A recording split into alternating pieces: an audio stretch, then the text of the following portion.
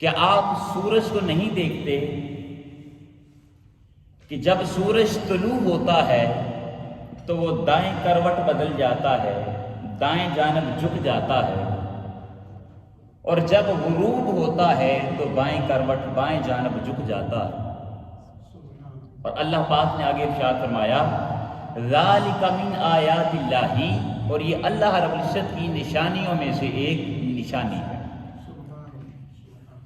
اصحاب کہف کا تذکرہ آپ نے سنا ہوگا علماء کرام سے، لیکن آج اس نشست میں ایک نئے اینگل سے اس چیز کو آپ کی گوش گزار کرنے لگا ہوں، جس کو حضور شیخ الاسلام ڈاکٹر محمد طاہر القادری مدد اللہ علیہ آپ نے اپنے خطابات اور اپنی کتب کے اندر بیان فرمایا ہے۔ اصحاب کہف وہ لوگ تھے کہ جو ایمان والے تھے، توحید والے تھے، خدا کی ذات پر ایمان رکھنے والے تھے، بنی اسرائیل کے اولیاء تھے، لیکن جس زمانے کے اندر وہ اپنی زندگی بسر کر رہے تھے، باقی جتنے بھی لوگ تھے وہ مشرک تھے، خدا کی ذات کے ساتھ شرک کرنے والے تھے، کافر تھے۔ لیکن یہ چند اللہ والے تھے جو خدا سے تعلق رکھتے تھے، خدا سے نسبت رکھتے تھے اور توحید کو مانتے تھے، خدا کی ذات کے علاوہ کسی کی بھی عبادت نہیں کرتے تھے۔ جب اس ظالم بادشاہ کو پتہ چلا کہ یہ اللہ والے ہیں، خدا کی ذات پر ایمان رکھتے ہیں، توحید کو ماننے والے ہیں، ہمارے دین کو ایکسیپٹ نہیں کرتے، نہیں مانتے، تو اس نے ان کے پیچھے اپنے کچھ کرندوں کو لگایا تاکہ ان کو دوبارہ سے دین تبدیل کروا دیا جائے، ان پر ظلم کیا جائے۔ اصحاب کہف اس ظالم بادشاہ کے ظلم سے بچنے کے لیے سفر کرنا شروع کر دیتے ہیں اور ایک غار کے اندر جا کر چھپ جاتے ہیں۔ اور آپ کو معلوم ہے کہ غار کے اندر اصحاب کہف نے 309 سال بسر کیے تھے، 309 سال وہاں پر گزارے تھے۔ کتنے بولیے؟ 309، 3 صدیاں بیتی اور 9 سال مزید بیت گئے کہ اس غار کے اندر آرام کرتے رہے، لیٹے رہے، سوئے رہے۔ لیکن دوستان سی وقار، اب یہاں پر خدا کی قدرت کو سنیے۔ اللہ رب العزت کی قدرت یہ ہے کہ جب اللہ والے اصحاب کہف اس غار کے اندر آرام کرنے کے لیے سو گئے، لیٹ گئے، تو اب خالق کائنات جب بھی سورج کو طلوع کرنا چاہتا تو اس کو طلوع کرتے وقت دائیں جانب پلٹا دیتا، اور جب غروب کرنا چاہتا تو اس کو بائیں جانب پلٹا دیتا۔ اس کے پیچھے ایک وجہ ہے۔ وجہ کیا ہے؟ تاکہ میرے ان اللہ والوں پر ڈائریکٹلی دھوپ نہ پڑے اور ان کی نیند کے اندر خلل نہ آئے۔ اب دوستان سی وقار، ہم میں سے بہت سارے افراد، ہمارے بزرگ، کسی کی عمر 60 سال ہوگی، کسی کی 70 سال، 50 سال، 40 سال، لیکن ہم نے کبھی زندگی میں ایک دن بھی ایسا دیکھا ہے کہ جب سورج طلوع ہو مشرق سے تو دائیں جانب پلٹ جائے اور جب غروب ہو تو بائیں جانب پلٹ جائے؟ بولیے، کسی نے دیکھا ہے ایسے؟ بلکہ مشرق سے طلوع ہوتا ہے اور ڈائریکٹلی مغرب کے اندر غروب ہو جاتا ہے۔ اب کسی کے ذہن میں یہ خیال آئے کہ شاید جو اصحاب کہف کا زمانہ تھا، اس زمانے کے اندر خالق کائنات کا نظام قدرتی ایسا تھا کہ جب رب سورج کو طلوع کرنا چاہتا تو اس کو دائیں جانب پلٹا دیتا، اور جب غروب کرنا چاہتا تو اس کو بائیں جانب پلٹا دیتا۔ حاضرین محترم، یاد رکھیے، اگر ایسی بات ہوتی تو قرآن کریم کے اندر اللہ رب العزت یہ ارشاد نہ فرماتا کیا؟ ذالک من آیات اللہ، کہ یہ اللہ کی نشانیوں میں سے ایک نشانی ہے۔ کیوں؟ اس لیے کہ یاد رکھیں، نشانی تب بنتی ہے کہ جب وہ خلاف فطرت ہو، قوانین عالم سے ہٹ کر ہو، تو وہ رب کی کیا بنتی ہے؟ بولیے، نشانی بنتی ہے۔ مثلا حضرت عیسیٰ علیہ السلام بغیر باپ کے پیدا ہوئے، تو یہ رب کی کیا ہے؟ بولیے نا بھائی، رب کی نشانی ہے۔ حضرت صالح علیہ السلام نے پہاڑ کی چوٹ میں اشارہ کیا، وہاں سے اونٹنی نکل آتی ہے، تو یہ کیا ہے؟ رب کی نشانی ہے۔ حضرت موسیٰ علیہ السلام اپنا عصا مبارک زمین پر پھینکتے ہیں، وہ سانپ بن جاتا ہے، یہ کیا ہے؟ رب کی نشانی ہے۔ گویا کہ بہت سارے اور بھی معجزات ہیں اور ولیوں کی کرامتیں ہیں۔ تو یہ جتنی بھی چیزیں میں نے آپ کے گوش گزار کی ہیں، یہ قوانین کے ساتھ نہیں چلتی، بلکہ قوانین سے ہٹ کر چلتی ہیں۔ اگر قوانین فطرت کے خلاف جب کوئی چیز ہوگی تو اسی کو ہم پھر کیا کہہ سکتے ہیں؟ نشانی کہہ سکتے ہیں۔ اب دیکھیں، اللہ والوں کی خاطر رب کائنات نے 309 سال تک اپنے سورج کو تبدیل کر دیا۔ جب بھی اس کو طلوع کرنا چاہا تو دائیں جانب، اور جب غروب کرنا چاہا تو بائیں جانب اللہ پاک اس کو پلٹا دیتا۔ حاضرین سی وقار، اب تھوڑا سا اسی آیت کریمہ سے آگے بڑھے اور لفظ ولایت اور مرشد جو ہے اس پر ہمیں غور کرنے کی ضرورت ہے کہ آج ہم جو اللہ کے ولیوں کے ساتھ نسبت لگائے بیٹھے ہیں، ان سے اپنے تعلق کو جوڑتے ہیں، تو یاد رکھیں کوئی انسان بھی اپنی طاقت سے کسی ولی کے ساتھ نسبت نہیں جوڑتا، بلکہ خالق کائنات نے قرآن کریم کے اندر ارشاد فرمایا۔ کیا ارشاد فرمایا؟ من یہد اللہ فہو المہتدی، اللہ پاک جس کو ہدایت عطا کرنا چاہے اسی کو ہدایت مل سکتی ہے۔ ومن یضلل فلن تجد لہ ولیا مرشدا، اور جس کو رب کائنات گمراہ کر دے اس کے لیے نہ تو کوئی ولی ہوتا ہے نہ کوئی مرشد ہوتا ہے، یعنی اس کے لیے اللہ کی ذات میں نہ اس کی مددگار ہوتی ہے اور نہ اس کو رشد و ہدایت عطا کیا جاتا ہے۔ تو آج اگر ہمیں رب کائنات نے ولیوں کے ساتھ نسبت قائم کرنے کی توفیق عطا فرمائی ہے تو اس کا مطلب یہ ہے کہ رب کائنات نے ہمیں ہدایت عطا فرمائی ہے، ہمیں ہدایت یافتہ بنایا ہے۔ حاضرین عزیز وقار، اب آج کی اس نشست میں میں ایک نقطے کو ابھی جو بیان کرنے لگا ہوں، اس نقطے کو ہم نے دیکھنا ہے، سننا ہے، اور اس کے بعد اپنے گریبان میں جھانکنا ہے کہ آج ہمارا تعلق ولیوں کے ساتھ کیسا ہے، ہماری نسبت اولیاء کے ساتھ کیسی ہے۔ آپ جانتے ہیں کہ اصحاب کہف جب ظالم بادشاہ کے ظلم سے بچنے کے لیے، چھپنے کے لیے جا رہے تھے تو ان کی صحبت اختیار کرنے کے لیے ایک کتا بھی ان کے پیچھے ہو گیا۔ جب کتا بھی ان کے پیچھے آیا تو ان اللہ والوں نے اس کتے کو پتھر مارنا چاہے۔ پتھر کیوں مارے؟ اس لیے کہ کتا ہے، اگر ہمارے ساتھ آ گیا تو یہ دشمن کو دیکھ کر کیا کرے گا؟ بھونکے گا، جب یہ بھونکے گا تو دشمن ہمیں پکڑ لیں گے۔ حاضرین محترم، جب وہ کتا ان کے پیچھے ہوا، اس نے پتھر مارنا چاہے، پتھر مارے تو کتے کو رب کائنات نے زبان عطا کی۔ اللہ کی بارگاہ میں وہ کتا عرض کرتا ہے کہ مولا مجھے زبان عطا کر، میں تیری ان اولیاء سے گفتگو کرنا چاہتا ہوں، ان سے بات کرنا چاہتا ہوں۔ رب کائنات نے اس کتے کو زبان عطا کی۔ جب کتے کو زبان ملی، وہ پوچھتا ہے کہ اے اللہ والو، اے اصحاب کہف، مجھے پتھر کیوں مارتے ہو؟ اللہ والوں نے وہی جواب دیا کہ اے کتے، تو ہے کتا، اگر ہم چھپ گئے تو ہمارے ساتھ آ گیا، جب ہمارا دشمن قریب آئے گا تو تم بھونکو گے، کتے کا کام ہوتا ہے بھونکنا، لہذا جب تم بھونکو گے تو ہمارے دشمن کو پتہ چل جائے گا۔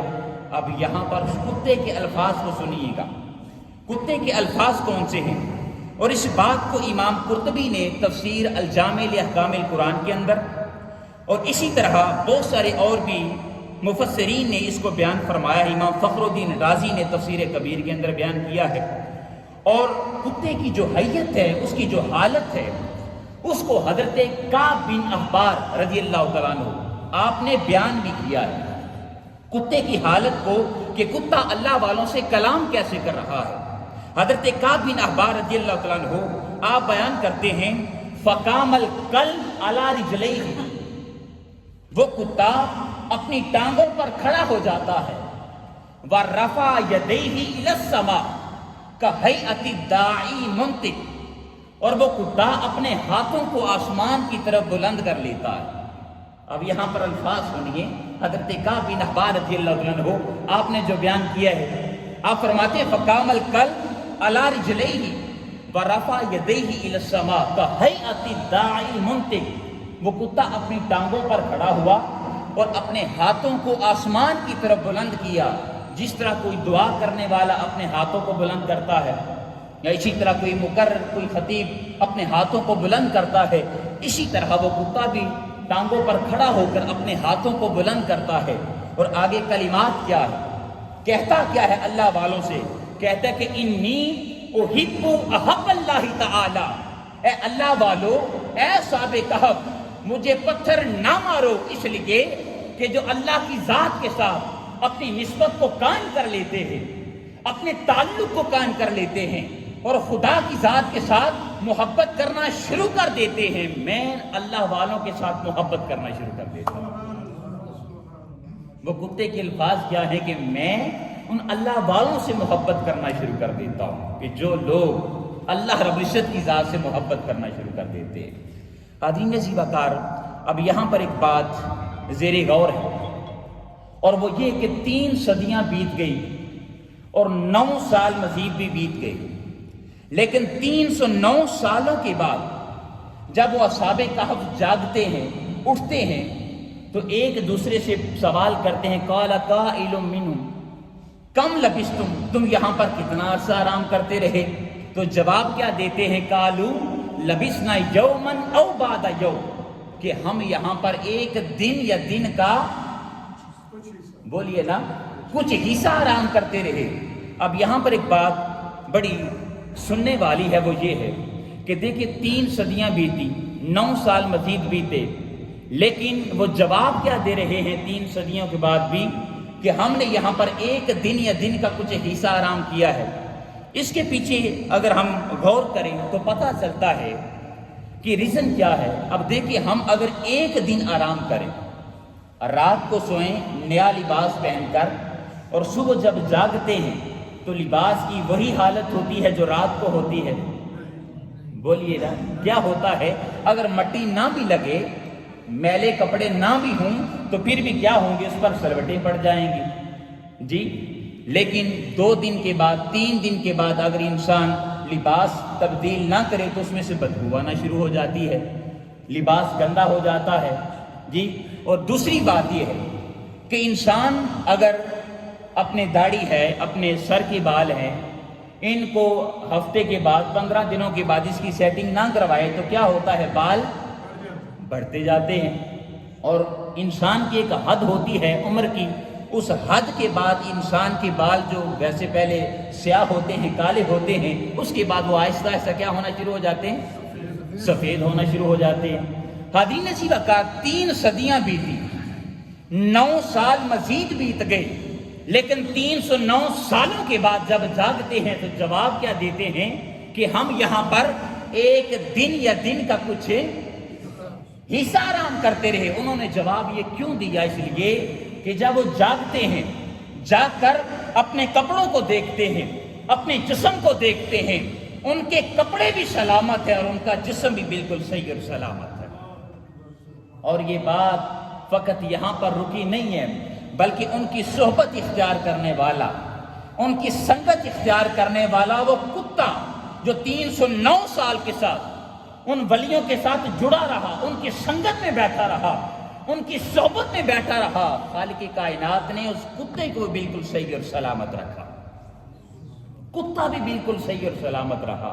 حاضرین عزیز وقار، پتہ یہ چلا اگر کتا بھی اللہ کے اولیاء کے ساتھ اپنی نسبت کو قائم کر لے تو خالق کائنات اس کتے کو بھی یہ مقام عطا فرماتا ہے کہ جہاں جہاں قرآن کے اندر اپنے ولیوں کا ذکر کر رہا ہے، ساتھ ساتھ اس کتے کا بھی ذکر کر رہا ہے، اپنی پاک کتاب کے اندر اس کتے کا بھی ذکر کر رہا ہے۔ حضور شیخ الاسلام ڈاکٹر محمد طاہر القادری مدد اللہ علیہ آپ بیان کرتے ہیں کہ اس کتے کے اندر 3 چیزیں پیدا ہو چکی تھی۔ بولیے ذرا کتنی؟ اسی وجہ سے رب نے اس کتے کو یہ مقام عطا فرمایا۔ پہلی چیز اس کتے کے اندر یہ پیدا ہوئی تھی کہ وہ کتا اللہ والوں کے ساتھ محبت کرنا اس نے شروع کر دی تھی، ان سے محبت کرتا تھا۔ پھر دوسری چیز اس کتے کے اندر یہ خصلت، یہ عادت پیدا ہو گئی کہ وہ اللہ والوں کی اتباع میں آ گیا، ان کی پیروی کرنا شروع کر دی. وہ اللہ والے جو کہتے ہیں ان کی بات کو ایکسیپٹ کرتا، اس کی مانتا، اشارہ جو بھی کرتے وہ اس کو ایکسیپٹ کرتا. اور تیسری چیز، یہ جو سب سے بڑی چیز ہے، وہ ہے استقامت. استقامت یعنی 3 صدیاں 9 سال مزید بیتے، لیکن وہ کتا استقامت کا پہاڑ بن کر ان اللہ والوں کی صحبت میں بیٹھا رہا، ان کی سنگت میں بیٹھا رہا. یہی وجہ ہے کہ رب کائنات نے پھر اس کتے کو یہ مقام عطا فرمایا. اور مفسرین بیان کرتے ہیں کہ خالق کائنات اس کتے کو جنت بھی عطا کرے گا، اس کو جنت بھی عطا کی جائے گی. وجہ کیا ہے کہ اس کے اندر یہ 3 خصلتیں پیدا ہو چکی تھی. اور یہی خصلتیں حضور شیخ الاسلام فرماتے ہیں کہ اگر کسی بندے میں پیدا ہو جائیں، کسی انسان میں یہ 3 خصلتیں پیدا ہو جائیں، یعنی وہ بندہ رب کی ذات کے ساتھ محبت کرنا شروع کر دے، خدا کی ذات کے ساتھ ٹوٹ ٹوٹ کر، دنیا سے بڑھ کر، بیوی بچوں سے بڑھ کر خدا کی ذات کے ساتھ محبت کرنا شروع کر دے. اور دوسری چیز اتباع کرے خدا کی، اللہ رب العزت کی پیروی کرے. خالق کائنات نے جو احکامات قرآن کریم کے اندر اور حضور نبی کریم صلی اللہ علیہ وسلم نے جو احکامات احادیث مبارکہ کے اندر بیان فرمائے ہیں، ان کی اتباع کرنا شروع کر دے. اور تیسری چیز، وہ استقامت کا پہاڑ بن کر خدا کی ذات کے ساتھ جڑا رہے. اس انسان کے راستے میں جتنی بھی تکالیف آ جائیں، جتنی بھی مصیبتیں آ جائیں، جتنی بھی رکاوٹیں آ جائیں، پریشانیاں آ جائیں، وہ بندہ نہ تو ذات خدا سے جدا ہو، نہ ذات مصطفیٰ سے جدا ہو. تو حضور شیخ الاسلام فرماتے ہیں کہ اس انسان کو خالق کائنات بھی ولایت کے منصب پر فائز فرما دیتا ہے، اس بندے کو بھی ولی بنا دیا جاتا ہے. 3 چیزیں، خدا کی ذات کے ساتھ محبت کرے، رب کائنات کی اور آقا علیہ الصلوۃ والسلام کی اتباع کرنا شروع کر دے، اور تیسری چیز استقامت کا پہاڑ بن جائے. استقامت کا پہاڑ بن جائے، خدا کی ذات کے ساتھ مستقیم ہو جائے. رستے میں جتنی تکالیف آ جائیں، پریشانیاں آ جائیں، ہم انسان ہیں، کبھی مالی طور پر پریشانی آ جاتی ہے، کوئی انسان بیمار ہو جاتا ہے، اس وجہ سے پریشان ہوتا ہے، کسی کا کوئی عزیز رشتہ دار محبت کرنے والا اس دنیا سے رخصت ہو جاتا ہے، انسان پریشان ہو جاتا ہے. دنیا ہے، اس کے اندر پریشانیاں آتی رہتی ہیں، لیکن وہ بندہ ان پریشانیوں کو برداشت کرتا رہے، لیکن اس کے ساتھ ساتھ خدا کی ذات کے ساتھ اپنے تعلق کو نہ توڑے، تو خالق کائنات اس بندے کو اپنا ولی بنا لیتا ہے. لیکن ہم لوگ مستقیم نہیں ہیں، ہم خدا کی ذات کے ساتھ استقامت اختیار نہیں کرتے. آج ہم لوگ ہیں، اگر ابھی ہم کوئی دعا کریں گے نا، تو دعا کے بعد ہم دن گننا شروع کر دیتے ہیں کہ میں نے فلاں دن دعا کی تھی، اللہ پاک نے ابھی تک اس دعا کو قبول نہیں کیا، رب نے ہماری دعاؤں کو قبول نہیں کیا. حاضرین محترم دیکھیں، حضرت موسیٰ علیہ السلام تھے، جی موسیٰ علیہ السلام رب کے کون ہیں؟ نبی بھی ہیں، رسول بھی ہیں. لیکن جب فرعون نے ظلم کیے تو رب کی بارگاہ میں دعا کی کہ باری تعالیٰ فرعون کو غرق کر دے، اس کو غرق کر دے. دعا کی، لیکن 40 سال لگ گئے دعا کو قبول ہونے میں. 40 سال کے بعد رب کائنات نے اپنے اس نبی کی دعا کو، اپنے اس رسول کی دعا کو اپنی بارگاہ میں کیا کیا؟ نبی کی دعا رد نہیں ہوتی، رسول کی دعا رد، اور نہ اللہ کے ولی کی دعا رد ہوتی ہے. اور خدا کی عزت کی قسم، ہم انسان ہیں، گناہ گار ہیں. اگر کوئی انسان سچے دل کے ساتھ، اخلاص کے ساتھ، چاہت کے ساتھ باوضو ہو کر مسجد کی کسی کونے میں بیٹھ کر، گھر میں کہیں مصلی بچھا کر رب کے حضور اپنی پریشانی کو بیان کرے کہ مولا میری یہ پریشانی ہے، اخلاص کے ساتھ رب کی بارگاہ میں دعا کرے، حاضرین محترم یاد رکھیے اس بندے کی دعا بھی اللہ پاک اپنی بارگاہ میں قبول فرماتا ہے، اس کی دعا بھی رد نہیں کی جاتی. لیکن ہم ہیں، ہم دعا کرتے ہیں اور اس کے بعد پھر دن گننا شروع کر دیتے ہیں. حضور شیخ الاسلام ایک چھوٹا سا واقعہ بیان کرتے ہیں، اس کے اندر تھوڑا سا مزاح بھی ہے. آپ بیان کرتے ہیں کہ جب میں جنگ میں تھا، آپ کا چونکہ تعلق جنگ سے ہے، ضلع جنگ سے، تو مولوی صاحب نے ایک مسئلہ بیان کیا کہ جو بندہ بھی 40 دن تک غسل کر کے، نہا کے تہجد کی نماز ادا کرے گا تو اللہ پاک اس انسان پر ولایت کے دروازے کھول دیتا ہے. جو انسان بھی 40 دن تک غسل کر کے تہجد کی نماز ادا کرے اس پر ولایت کے دروازے کھول دیے جاتے ہیں۔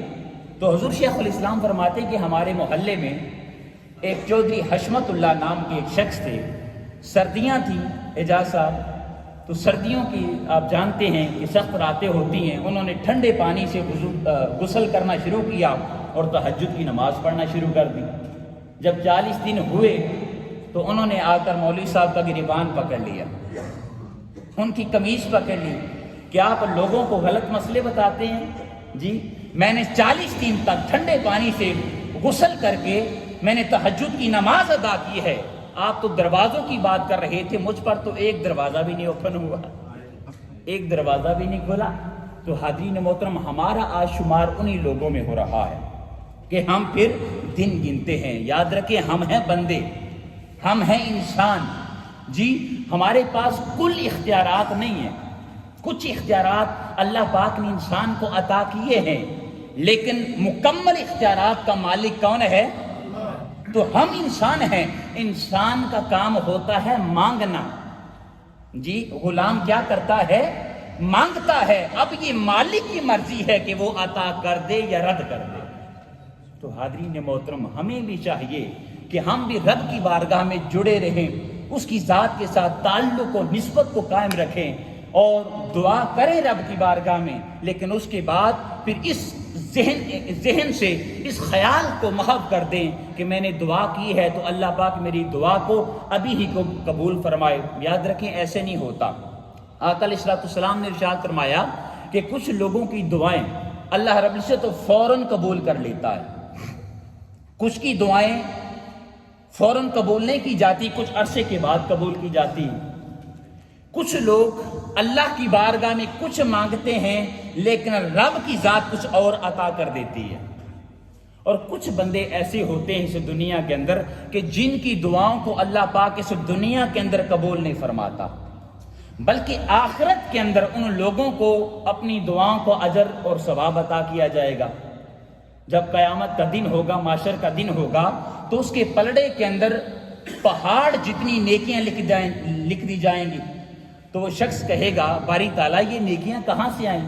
میں نے تو یہ اعمال کیے نہیں ہیں۔ تو خالق کائنات فرمائے گا کہ یہ تمہاری وہ دعائیں ہیں جو دنیا کے اندر تم میری ذات سے مانگتے تھے، دنیا میں نے ان کو قبول نہیں کیا، لیکن آج تمہیں اس کا اجر اور ثواب عطا کیا جاتا ہے۔ نعرہ تکبیر، نعرہ رسالت، نعرہ